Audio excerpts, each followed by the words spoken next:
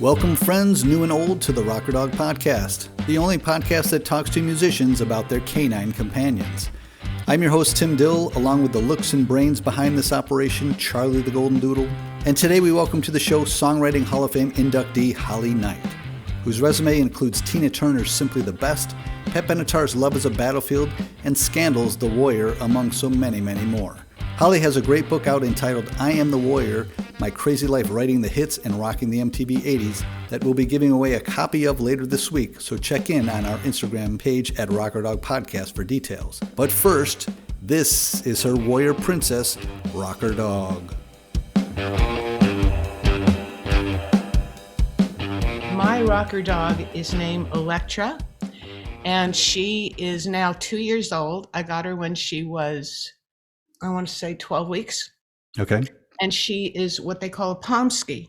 So she's one of those designer breeds that the AKG recognizes. A Pomsky is part Pomeranian and part Husky. Interesting. Yeah, and what she was supposed to look like was a baby Husky her whole life.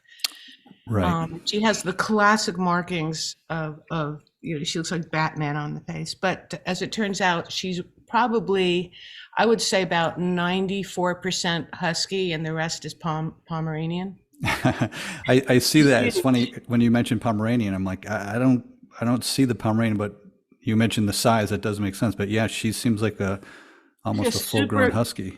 Yeah, she has super long, luxurious fur. Her coat is not a typical Husky. Okay. Their hair grows. I think they grow two coats, but they're shorter, and hers is just very puffy, like a Pomeranian would be. So that's where some of the Pomeranian is, and some of her behaviors are Pomeranian, but mostly in every way and form, she is a typical classic Husky in her behavior and her personality. And the more I look at other videos of Huskies, I just laugh because, you see everybody has, dogs that have certain characteristics to that breed. Mm-hmm. And it's really funny when you look at other dogs of that breed and you go, oh my God, that's so instinctual that they do this, because all the other dogs of that breed are known for doing that too. Yeah. So, yeah. So you describe her as your warrior princess, which is a nice sync up to your book, which is I Am the Warrior, My Crazy Life Writing the Hits and Rocking the MTV 80s. Quickly before I forget, is she a rescue, or was she from a breeder? No, she was from a breeder, and she was very expensive because I had to fly her out here. She was more expensive than the rest of her siblings because of her markings. Because I asked them, why is she more expensive? They said, well, it's just because they just knew they could because of her markings. Her physical attraction from those markings? Absolutely stunning. My last dog, I've had 3 dogs before this, and my last dog was a rescue dog, and he was amazing. And I've had several rescue dogs, and this was just on my bucket list. I wanted to have, specifically a Pomsky. I used to collect pictures of them on Pinterest. Then unfortunately my dog, he was a mixed breed. He was a rescue dog, and he was American Spitz and Pomeranian. So this is Jack. This is Jack. Mm-hmm. And unfortunately, we had him 14 years. Unfortunately, he passed away during the pandemic.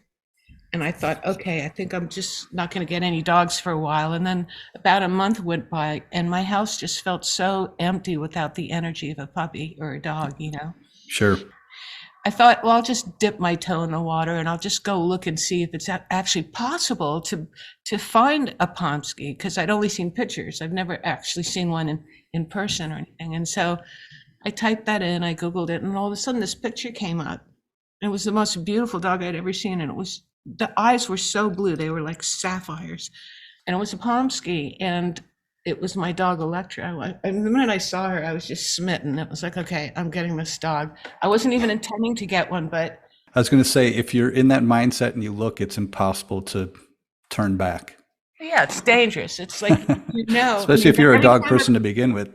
Yeah, and every time I've gotten a dog, it's been like that. It's like, when I had 2 boys and I was raising them, it's funny because I had a cat for 20 years and I always thought cats were my thing.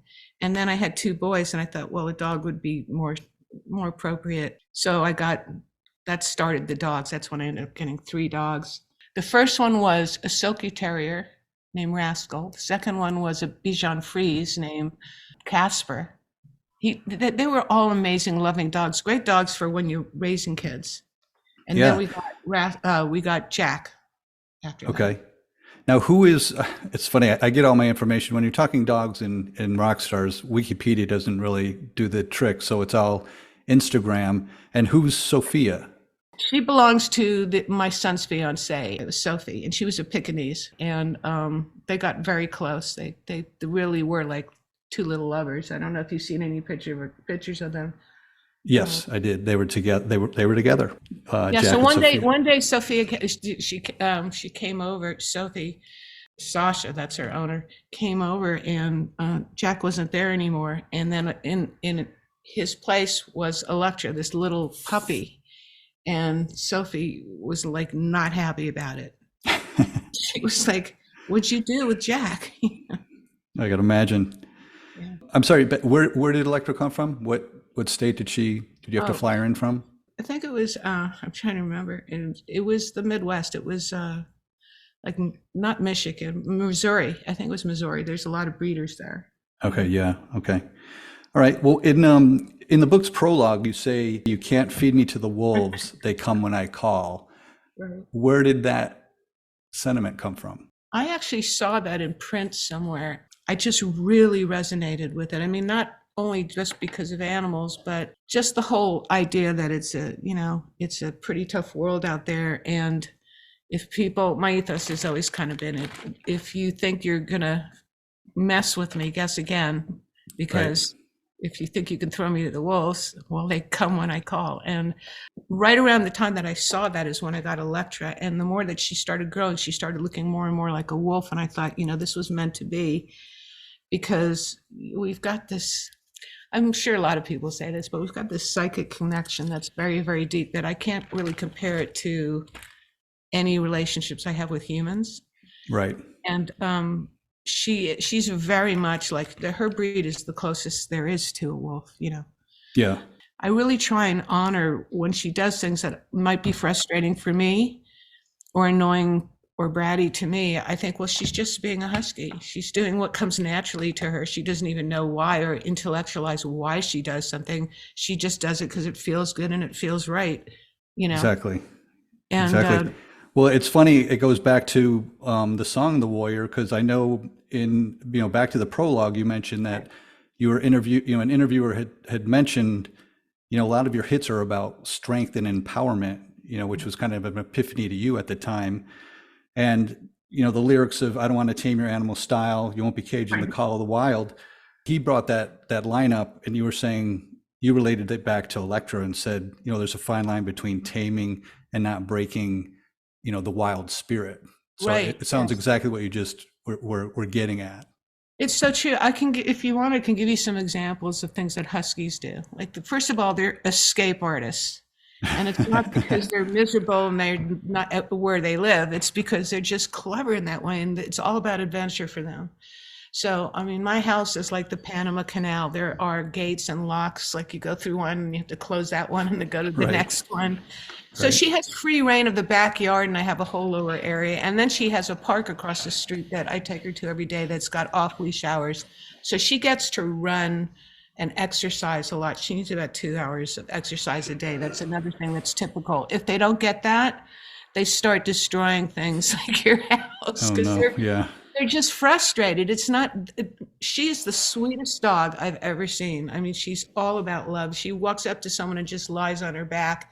It's like, I'm ready for the belly rubs now. And that's another thing that their breed does. They all do that. They sleep in the funniest positions on their back, like I've never seen other dogs do. They go up to water bowls. So if you're at a park and all the dogs are trying to get water, she just walks up and stomps in the water and knocks all the water all over the place. And I've seen about 20 videos like with huskies, and they do that. They just love water, They love Yeah. the cold in the water and all that. Does she howl? Yep, she does. And I have a special, I'll try and send you a video. I have this one toy. It's a plastic thing that you squeak, makes all kinds of noises. It's a liquor bottle, like a rubber thing that looks like, I don't know, a bottle of champagne or something. And Right. when I squeeze it, she kind of stands back and she like a certain posture and she purses her lips and then she howls. Like she's singing, like she's giving a performance or something. And it's deep. It's That's like it's awesome. very soulful and very deep, and it goes back thousands of years when you're listening. It's like totally humbling. And I always like, I really praise her afterwards, like it's a good thing. It's like part of your nature, Yeah, I mean, out of all the breeds, it's very primal coming from, Yes. the husky, and it reminds me, and I tend to forget that, I was neighbors with a husky, in my high school years, and it was such a great dog, and you'd hear it They're howl. You'd be funny sitting too. inside the house and just hear that high Oh, pitched roar, noise. roar, roar, roar. They do that too. They Yeah. talk. Yeah, no, it's magnificent. Now, given that he tends to, or she, I'm She. sorry, I do that all the time. She tends to, be destructive if she doesn't get her exercise. What kind of, did you go through any training? Did you have a trainer come in? Do you know I enough to did. train yourself? I did all of the above. Now she goes to puppy camp 3 times a week. And it's a really large area, but she's so used to being around other dogs. So she's very, very social. She's almost like, how they take dogs to the hospital because they're healing, like your blood pressure will actually go down if you're sitting with the right dog Yep. for half an hour. She's kind of like that, except with the dogs.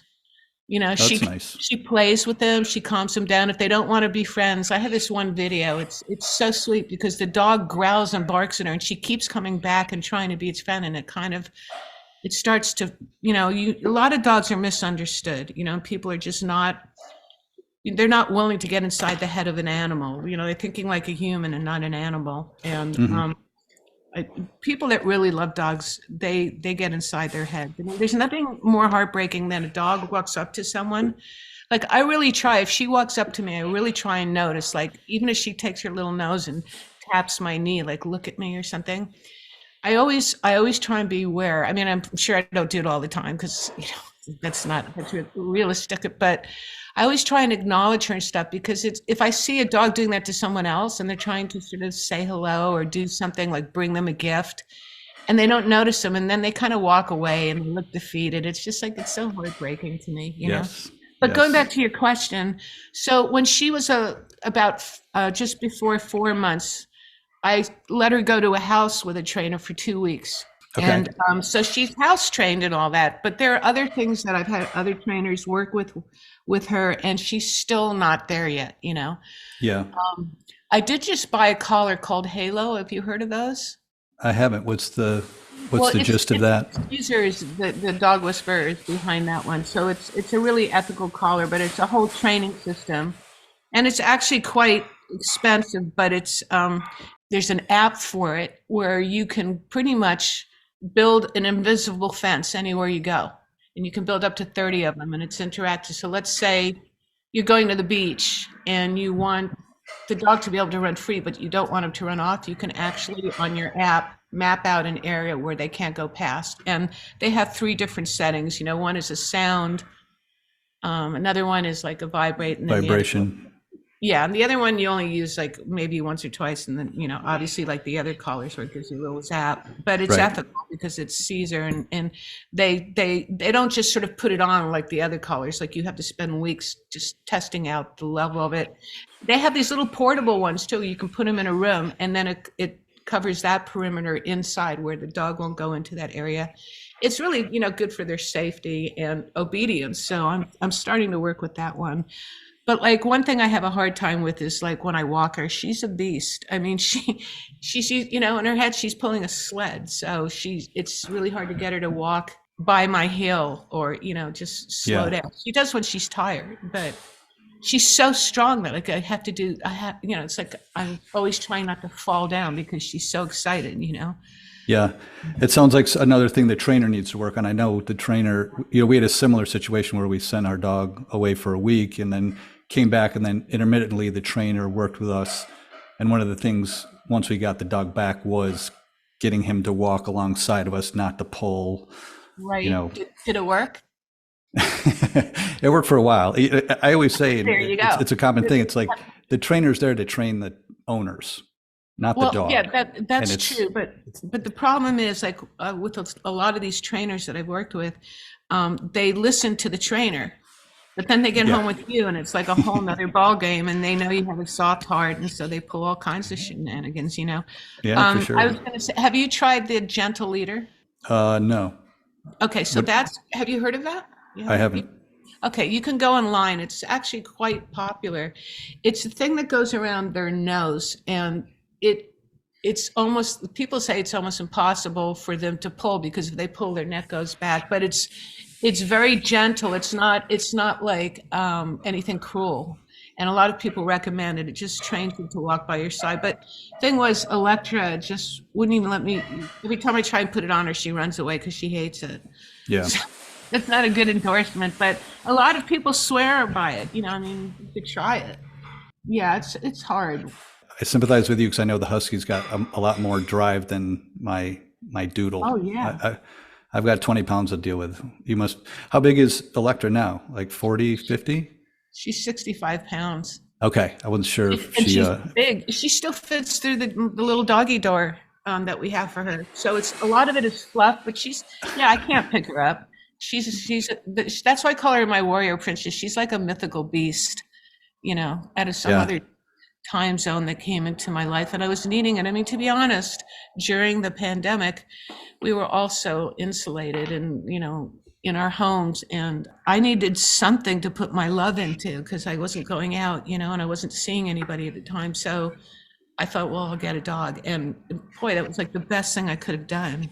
You know, That's great to hear.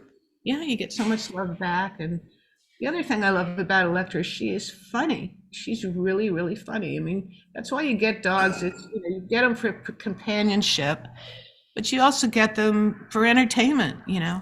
Yes, I like that you bring that up because it's so true, and it's actually not. It's something we haven't talked about, you know, in the 30 odd episodes we have is that sense of humor. And I believe that so much. I think about that all the time with my dog. He's pure entertainment sometimes.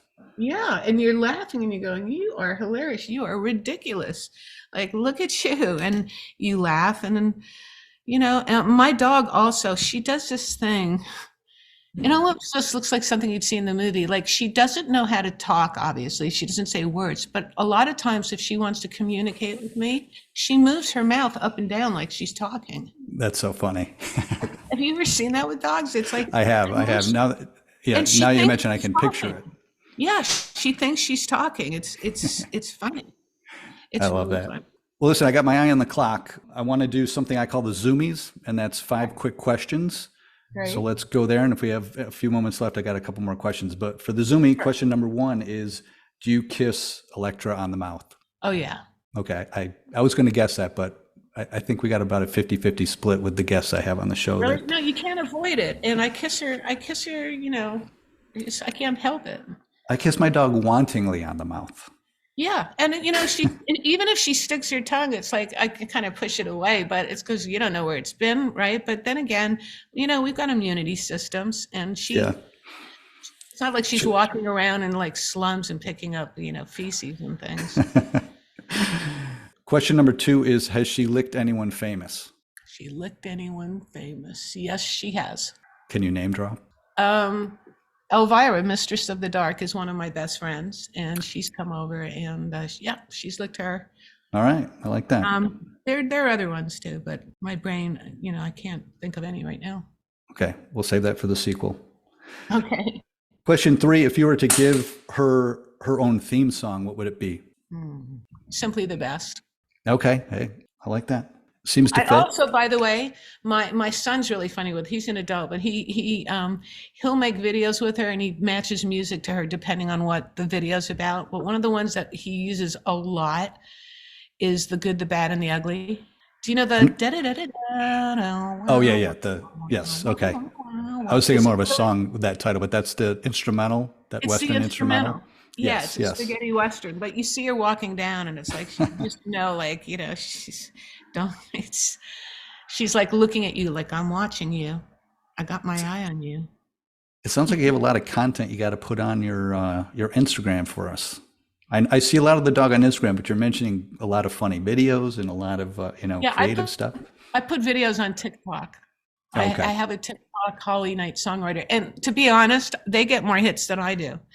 I mean, dog lovers love dog lovers, and nothing makes me feel better and more healed than when I look at videos of other dogs, because they're so cute and they're so funny, and the people that post them really appreciate them, and that's so important. Yeah, love to see that. Question 4 is, do you speak to your dog in a dog voice? Do you go high voice? Do you go head voice? Like a baby voice or something? Yeah. Like Yeah. I do. Hi, good morning. Did you sleep good? Oh, you're so cute. Can I cuddle with you? Does she have her own bed? Oh, yeah. She has her own bedroom. What, are you kidding me? And the thing is, she likes to rip her bed up, and then I have to go get it fixed, and then I cover it with like 3 or 4 other blankets, and then okay, now you're being punished. You were a bad girl, so you don't get a bed. You're just going to lie on blankets on the floor. And then I cave and I put it back, and then she starts biting it again. Can't teach an I'm old dog hoping new she tricks. outgrows that. Yeah. I had to make all the chairs in my kitchen. It's now very industrial looking with metal chairs, because I had leather chairs. She chewed those. I had wooden, really nice ones from Restoration Hardware. She chewed those. Oh, no. And then I outfoxed her and I put metal ones in there, and had to do that with the table outside in my garden. It's all metal now. That's too funny. But Something yeah, to think about it's as a dog funny. owner. It is funny, at the moment that when it happens, you get frustrated and you want to yell at them, but then you just sort of like, that's not why you got a dog. Dog's more important than the furniture, Yeah. You can't break their, like we said, you can't break their wild spirit. Yeah, you don't want to, because that's the beauty of it. That's what you have to embrace. Yeah. Let a dog be a dog. Exactly. Last question 5 is there a charity or dog organization that you know of that we can just shine a spotlight on, since we have a audience listening in? Yeah, not anything handy that's written down that I can give you, but I will. The ones that I do know of, I'll send you in a link, and maybe you can mention. I'll throw them out there. Excellent. All right. Well, if we got time for 1 or 2 more, I just had 2 quick questions. Yep. One was, and I think the timeline, I don't know if where Rascal and Casper fit into the timeline of your hits, but were any dogs ever present in the writing of your hits? Yeah, all the time. Although a lot of the hits I wrote in the 80s, they wouldn't have been alive at that point. But every dog I've ever had, and most especially Electra, they love music. Like if I sit down and play even classical, she just sits there at my feet, and sometimes she like howls along. I have this one band that I've been producing called Le Crush, and whenever the singer is singing, like if I'm sort of doing a little mix on the voice or a comp or something, she's just like howling along, like she's lying there like half asleep, and she's sort of singing along with the music. So I love that. That's great. They all had music around them from the day the day they came to live in my house. Okay. And last question is, Paul McCartney wrote a song about his dog called Martha, My Dear from the White Album. Has your dog ever inspired you? Has it ever been your muse? I actually have a little song I made up about her called Electra that I sing her all the time. And when she's being a good girl, like if we're walking and she knows she's being a good girl and she's walking next to me and I'm like, Electra is a good girl, she da da da da, and she's heard that song since she was a little baby. So I love it. I know it all too well. I've got my own couple of corny songs my dog has to suffer through. What kind of dog do you have? It's a golden doodle. He's 4. He's miniature, so he's 20 pounds. Yeah, those are very popular. I mean, at the dog park across the street, almost all of them are doodles, golden doodles. Yeah. Or some brand of doodle. Yeah, very doodles popular, very neurotic. Yeah, they tend to be the common denominator, though. Like people really like to breed the poodle part, Yeah, yeah. Well, Holly, listen, I appreciate you taking the time to come on the show and talk about your dog. I was, whenever I see dogs online, attached to well-known artists, I'm always curious to what their lives are like. So thank you for sharing. Absolutely. And I'll send you, if you go to Holly Knight Songwriter on TikTok, you can see some of the dog videos that I've put together of Electra. All right. Sounds great. And I have to say, I read the book cover to cover. I really enjoyed it. I was in my teenage years in the 80s, so it was Definitely brought back a lot of good memories, and it was a good read. Thank you so much. Sex, Drugs, and Rock and Roll. You checked all the boxes. All right. Thank you, Holly Knight, for sharing your dog stories with us and for writing the soundtrack to my formative years. Holly's book, I Am the Warrior, My Crazy Life Writing the Hits and Rocking the MTV 80s is available wherever you get your books online or in store. And we will be giving away a copy as well, so follow us on Instagram at Rocker Dog Podcast for a chance to win. The dog organization Holly is putting a spotlight on is the American Society for the Prevention of Cruelty to Animals, better known as the ASPCA, who were the first humane society to be established in North America and today is one of the largest in the world. They were founded on the belief that animals are entitled to kind and respectful treatment at the hands of humans and must be protected under the law. To find out one of the many ways in which you can help out, go to aspca.org. A big thanks to all of you out there listening and supporting the show.